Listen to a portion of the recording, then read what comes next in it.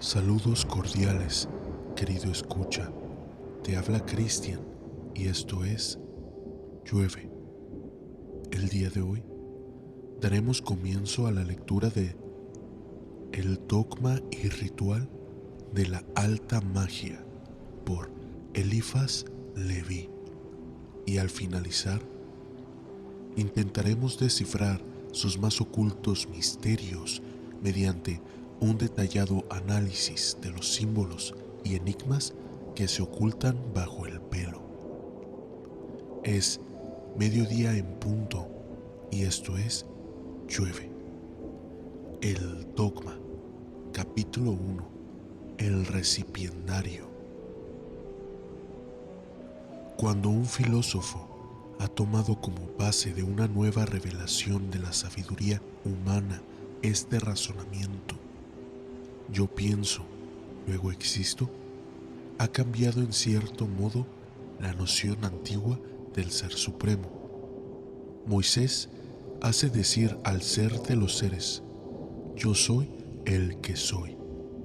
Descartes hace decir al hombre, yo soy el que piensa, y como pensar es hablar interiormente, el hombre de Descartes puede decir como el Dios de San Juan el Evangelista, yo soy aquel en quien está y por quien se manifiesta el verbo. In principio erat verbum. ¿Qué es lo que es un principio? Es una base de la palabra, es una razón de ser del verbo. La esencia del verbo está en el principio. El principio es lo que es. La inteligencia es un principio que habla. ¿Qué cosa es la luz intelectual? Es la palabra. ¿Qué cosa es la revelación? Es la palabra. El ser es el principio, la palabra el medio y la plenitud es el fin. Hablar es crear. Pero decir yo pienso, luego existo, es deducir de la consecuencia el principio. Yo soy, luego el ser existe. Ego sum qui sum. He aquí la revelación primera de Dios en el hombre y del hombre en el mundo, y es también el primer axioma de la filosofía oculta. El ser es el ser. Esta filosofía tiene pues por principio lo que es, y no tiene nada de hipotético ni de aventurado. Mercurio Trismegisto comienza su admirable símbolo conocido bajo el nombre de tabla de esmeralda por esta triple afirmación. Es verdad, es cierto, sin error. Lo verdadero confirmado por la experiencia física, la certidumbre desprendida de toda alineación del error en filosofía, la verdad absoluta indicada por la analogía en el dominio de la religión o de lo infinito. Tales son las primeras necesidades de la verdadera ciencia, y es lo que la magia sola puede acordar a sus adeptos. Pero, ante todas estas cosas, ¿quién eres tú que tienes este libro en tus manos y por qué te propones a leerlo? Sobre el frontis de un templo que la antigüedad había dedicado al dios de la luz, se leía esta inscripción de una palabra: conócete. Este mismo consejo es el que yo debo ofrecer a todo hombre que quiera aproximarse a la ciencia. La magia, a la que los antiguos llamaban Sanctum Regnum, el Santo Reino, o el Reino de Dios, Regnum Dei, no se ha hecho más que para los reyes y los sacerdotes. ¿Acaso soy sacerdote? ¿O sois un rey. El sacerdocio de la magia no es un sacerdocio vulgar, y su reinado no tiene nada que debatir en los principios de este mundo. Los reyes de la ciencia son los sacerdotes de la verdad, y su reino está oculto para la muchedumbre, como sus sacrificios y sus plegarias. Los reyes de la ciencia son los hombres que conocen la verdad, y a quienes la verdad ha librado según la formal promesa del más poderoso de los iniciadores. El hombre que es esclavo de sus pasiones o de prejuicios de este mundo no puede ser iniciado y no podrá serlo tampoco mientras no se reforme. No podrá ser un adepto, pues la palabra adepto significa aquel que ha llegado por su voluntad y por sus obras. El hombre que ama sus ideas y tiene miedo de desprenderse de ellas, aquel que teme a las nuevas verdades y está dispuesto a dudar de todo antes que admitir algunas cosas al azar, debe cerrar este libro, puesto que resultaría peligroso o inútil para él. Lo comprenderá mal y se encontrará perturbado, pero lo estaría mucho más si por ventura llegara a comprenderlo bien. Si amáis más al mundo que a la razón, a la verdad y a la justicia, si vuestra voluntad es insegura y cavilante, sea en el bien o sea en el mal, si la lógica os espanta, si la verdad desnuda os hace enrojecer, si se os hiere al tocar los errores en que habéis sido criados, condenad inmediatamente este libro y haced, al no leerlo, como si no existiera para vosotros, pero no le motejéis de peligroso. Los secretos que revela serán comprendidos solo por un pequeño número de hombres, y aquellos que lo comprendan no solo los revelarán ciertamente.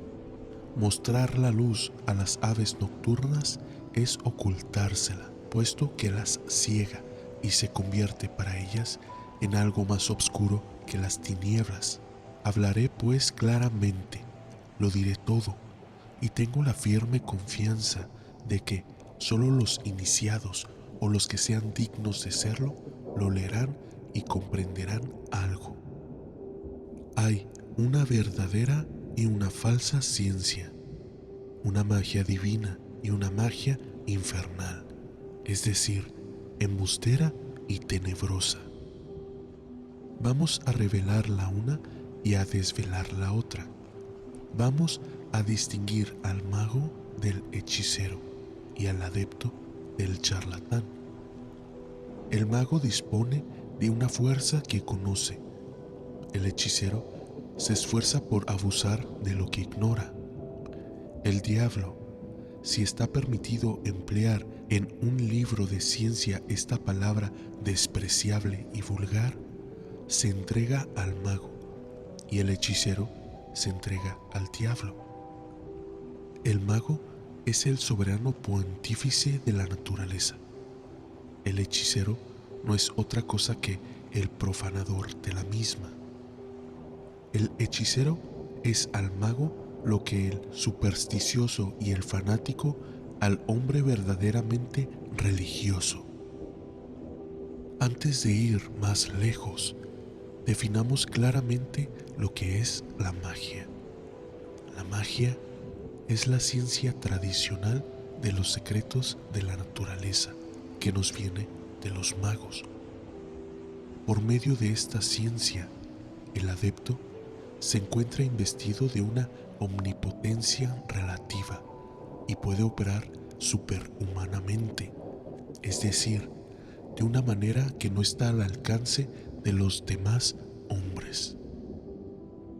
Así es como muchos adeptos célebres, tales como Mercurio Trismegisto, Osiris, Orfeo, Apolonio de Tiana y otros podrían ser inconveniente o peligroso nombrar. Han podido ser adorados o invocados después de su muerte como dioses. También es así como otros, siguiendo el flujo y el reflejo de las opiniones que hacen los caprichos del éxito, han llegado a ser prosélitos del infierno o aventureros sospechosos como el emperador Juliano, Apuleyo, el encantador Merlín y el archihechicero, como se llamaba en su época, el ilustre y desgraciado Cornelio Agripa. Ahora, volviendo al Sanctum Regnum, es decir, a la ciencia y al poder de los magos, diremos que les son indispensables 4 cosas: una inteligencia esclarecida por el estudio, una audacia sin límites, una voluntad inquebrantable y una discreción que no pueda corromperse o envenenarse por nada. Saber, osar, querer y callar. He aquí los 4 verbos del mago que están escritos en las 4 formas simbólicas de la esfinge. Estos 4 verbos pueden combinarse juntos de 4 maneras y se explican 4 veces los unos por los otros. En la primera página del libro de Hermes, el adepto está representado cubierto con un vasto sombrero que, al bajarse, puede cubrirle toda la cabeza. Tiene una mano elevada hacia el cielo, al cual parece mandar con su varita, y la otra mano sobre el pecho. Representa ante sí los principales símbolos o instrumentos de la ciencia y oculta otros en una escalera de escamoteador. Su cuerpo y sus brazos forman la letra Aleph, la primera del alfabeto que los hebreos tomaron de los egipcios, pero ya volveremos luego a ocuparnos de este símbolo. El mago es verdaderamente lo que los cabalistas hebreos llaman el microprosopo, es decir, el creador del mundo pequeño.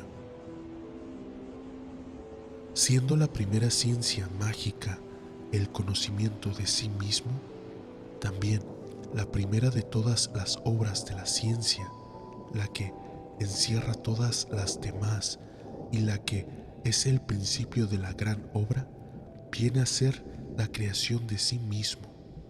Esta palabra tiene necesidad de ser explicada.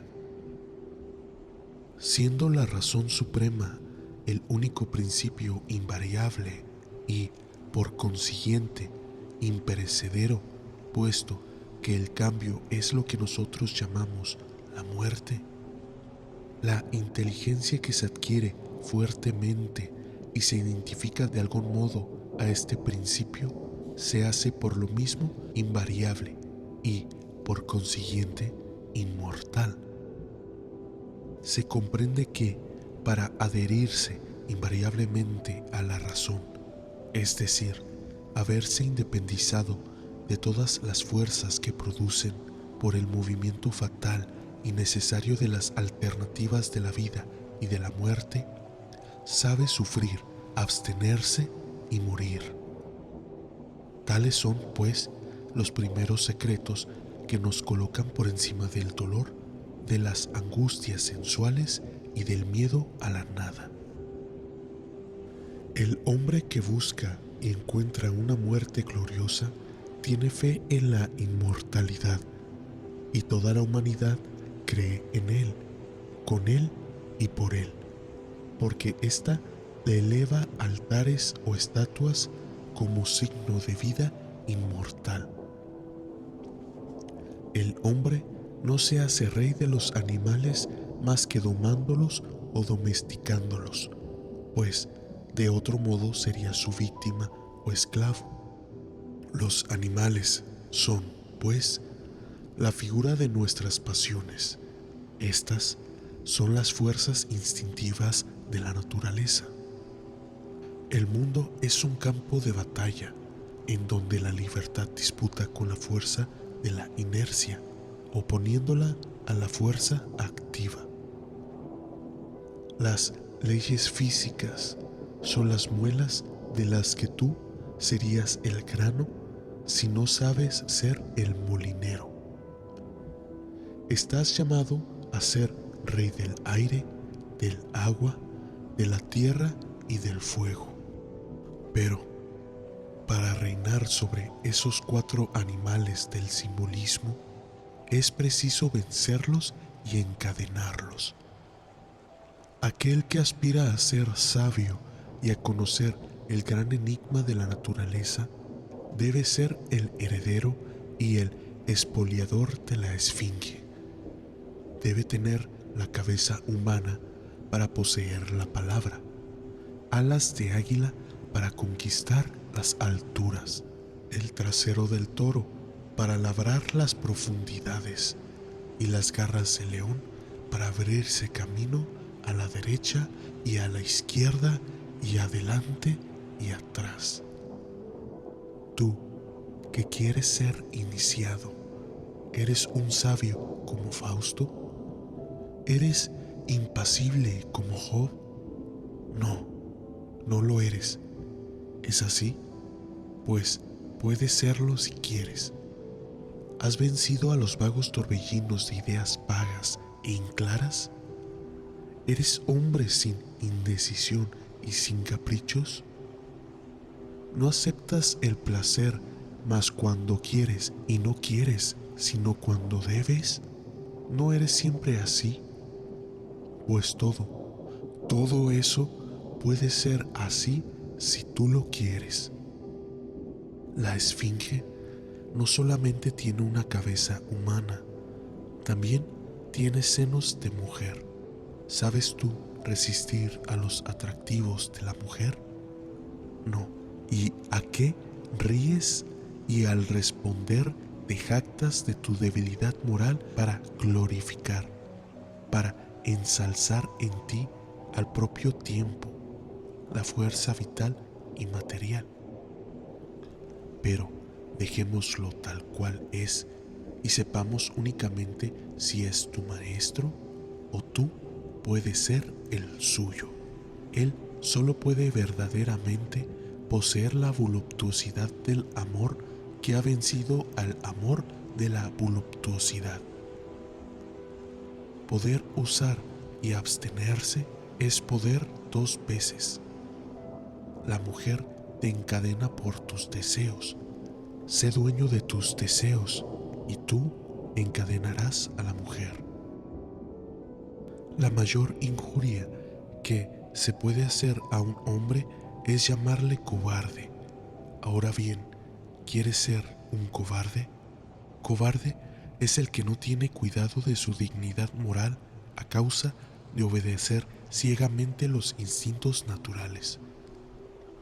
En efecto, en presencia del peligro es natural tener miedo y tratar de huir. ¿Por qué es esto una vergüenza? Porque el honor nos dicta una ley según la cual preferimos nuestro deber a nuestras atracciones o a nuestros temores. ¿Qué es, desde este punto de vista, el honor? Es el presentimiento universal de la inmortalidad y la estimación de los medios que ella pueda conducirnos.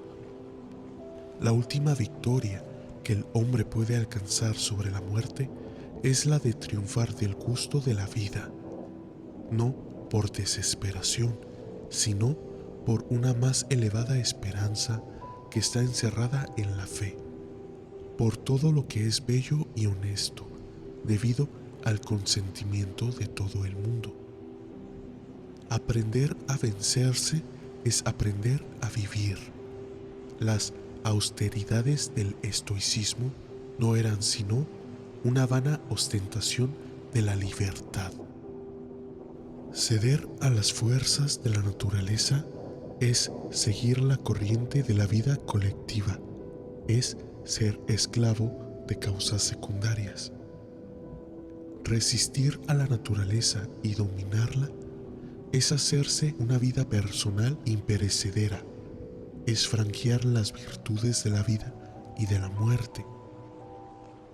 Todo hombre que se haya dispuesto a morir antes de abjurar de la verdad y de la justicia está verdaderamente vivo porque es inmortal en su alma. Todas las iniciaciones antiguas tenían por objeto encontrar o formar hombres de temple semejante. Pitágoras ejercía a sus discípulos en el silencio y en las abstinencias del todo género. En Egipto se probaba a los recipiendarios por los 4 elementos. En la India es sabido que prodigiosas austeridades se condenaban los faquires y los brahmas para llegar al reino de la libre voluntad y de la independencia divina. Todas las maceraciones del ascetismo están tomadas de las iniciaciones en los antiguos misterios y ya han cesado, porque los iniciables, no encontrando ya iniciadores y habiendo convertido los directores de la conciencia en seres ignorantes como el vulgo, los ciegos se han cansado de seguir a los ciegos, y nadie ha querido sufrir ni sujetarse a la prueba que no conducían más que a la duda y a la desesperación. El camino de la verdadera luz se había perdido. Para hacer alguna cosa es preciso saber lo que se quiere hacer, o por lo menos tener fe en alguien que lo sepa. Pero, ¿cómo arriesgaré mi vida a la aventura y seguiré al azar aquel que ni él mismo sabe a dónde va? En la vía de las altas ciencias no hay que comprometerse temerariamente, sino, una vez en marcha, es preciso llegar o perecer. Dudar es volverse loco, detenerse es caer y retroceder es precipitarse en el abismo. Tú, pues, que has comenzado la lectura de este libro, si lo comprendes y quieres leerlo hasta el fin, él hará de ti un monarca o un insensato. En cuanto a ti, haz del volumen lo que quieras, pero no podrás ni despreciarlo ni olvidarlo. Si eres puro, este libro será para ti una luz. Si eres fuerte, será tu arma. Si eres santo, será tu religión. Y si eres sabio, regulará tu sabiduría. Pero si eres pecador, si eres malvado, este libro será para ti como una antorcha infernal. Destrozará tu pecho como si fuera un puñal. Quedará en tu memoria como un remordimiento. Te llenará la imaginación de quimeras y te conducirá por las vías del besanismo a la desesperación. Querrás reír y no alcanzarás más que a rechinar los dientes, porque este libro será para ti como la lima de la fábula, lima que una serpiente trataba de roer, siendo aquella la que rayó con todos sus dientes a la serpiente. Comencemos ahora la serie de las iniciaciones. Ya he dicho que la revelación es el verbo, en efecto, o la palabra. Ese es el velo del ser y el signo característico de la vida. Toda forma es el velo de mi verbo, porque la idea madre del verbo es la única razón del ser de las formas. Toda figura es un carácter.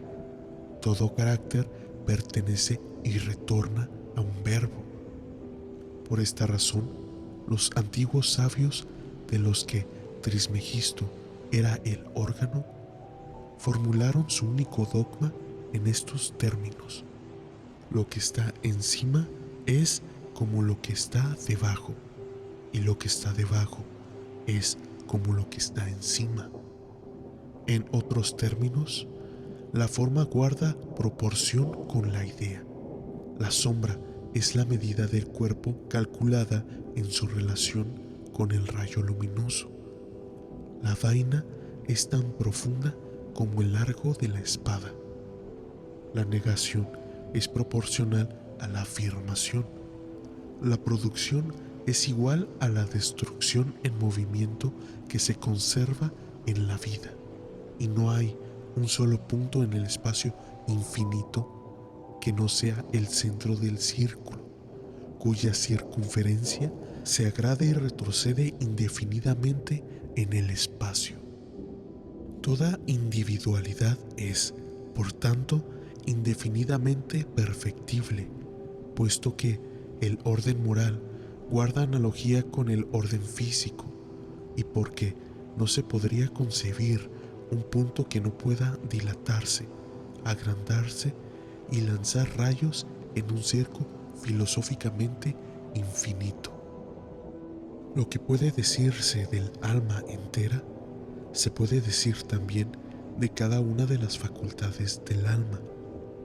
La inteligencia y la voluntad del hombre son instrumentos de un alcance y una fuerza incalculable, pero la inteligencia y la voluntad tienen como auxiliares y como instrumento una facultad muy poco conocida y cuyo poderío pertenece exclusivamente al dominio de la magia. Me refiero a la imaginación, a la cual los cabalistas llamaban lo difano o lo traslúcido. La imaginación, en efecto, es algo así como los ojos del alma, siendo en ella donde se dibujan y se conservan las formas. Es por ella también por donde vemos los reflejos del mundo invisible y, asimismo, en fin, es el espejo de las visiones y el aparato de la vida mágica. Por medio de ella curamos las enfermedades, influenciamos las estaciones, apartamos la muerte a los vivos y hasta resucitamos a los muertos, porque es ella la que exalta la voluntad y le da ascendiente sobre el agente universal.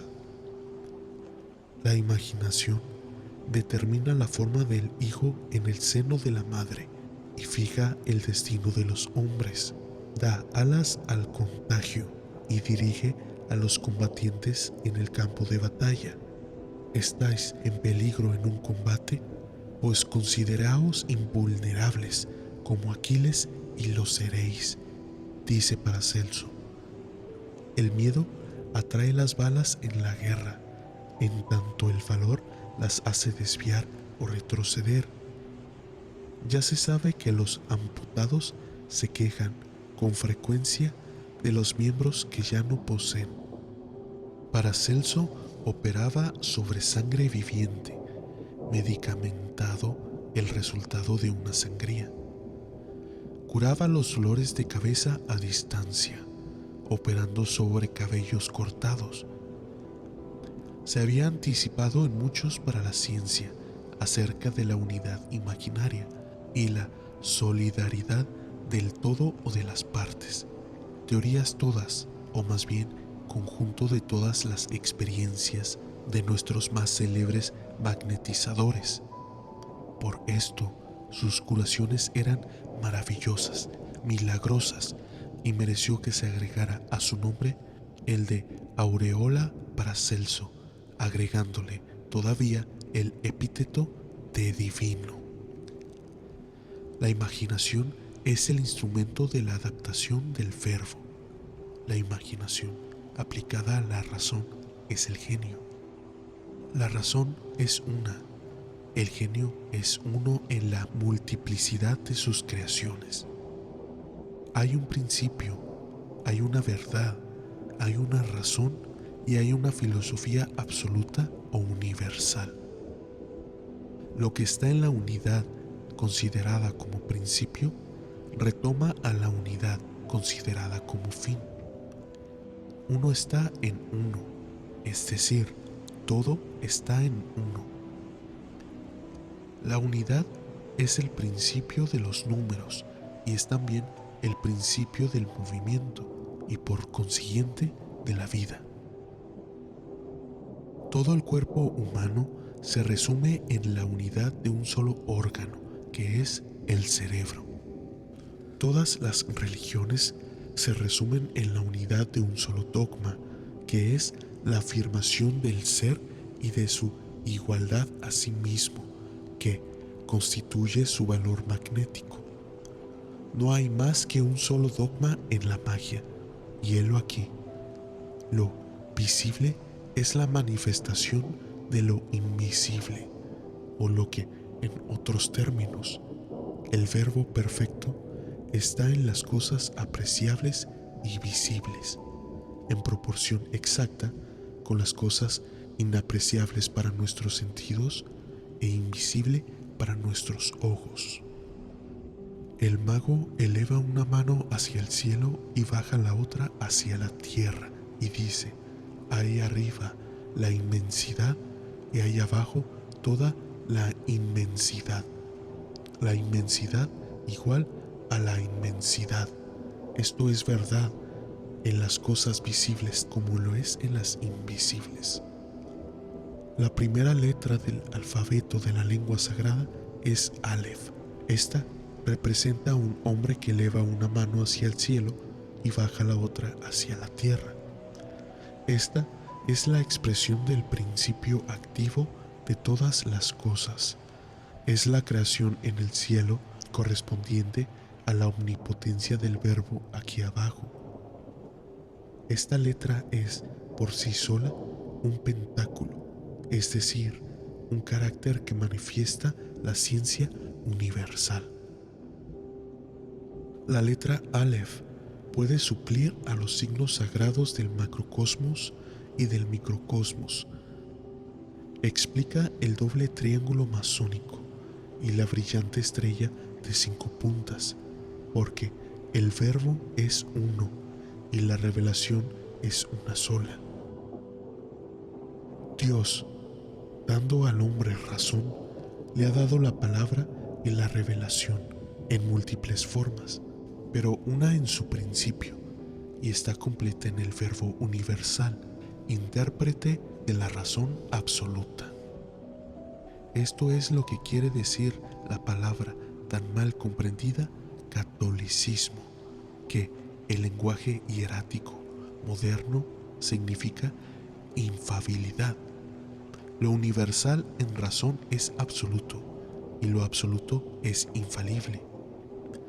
Si la razón absoluta conduce a toda sociedad a crecer irresistiblemente en la palabra de un niño, este niño será inefable ante Dios y ante toda la humanidad. La fe no es otra cosa que la confianza razonable en la unidad de la razón y en esa universalidad del verbo. Creer es aquiescer a lo que aún no se sabe, pero de lo que la razón nos da anticipadamente seguridades de que sabremos, o que por lo menos conoceremos algún día. Absurdos son, pues, los pretendidos filósofos que dicen: yo no creeré en lo que no sepa. Pobres infelices, si lo supierais, ¿qué necesidad tendrías de creer? Pero, ¿puedo yo creer al azar y sin razón? No, ciertamente. La creencia es aventurada, es la superstición y es la locura. Es preciso creer en causas cuya existencia nos obliga a admitir la razón mediante el testimonio de efectos conocidos y apreciados por la ciencia. La ciencia, gran palabra y gran problema. ¿Qué es la ciencia? Responderemos a esta pregunta en el siguiente capítulo de este libro.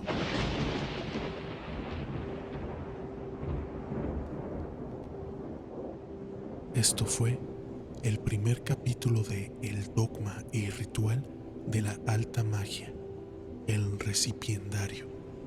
Un capítulo que sin duda nos ha dejado con más dudas que respuestas, pero que de todas estas, la primera con la que me gustaría comenzar este análisis es por el mismo objeto de estudio del capítulo, el recipiendario.